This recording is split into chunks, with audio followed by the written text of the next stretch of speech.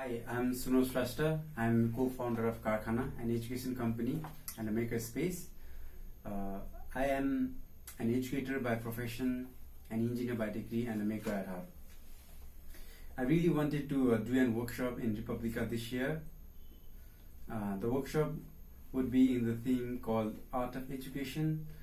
It's been 5 years I've been involved in education, and I wanted to share a model that we have created in Nepal, and I think this model can be replicated around the globe.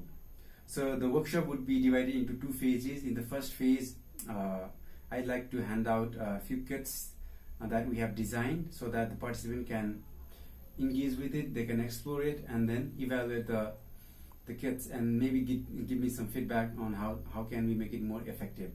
In the second phase of the workshop, I'd like to do a presentation on how a bunch of engineers turn into an educator. I'd like to share our challenges, our frustrations, our failures, and also a model of how education can be changed so that our students could have fun learning it as well as applying the concept learned in their real life. Thank you.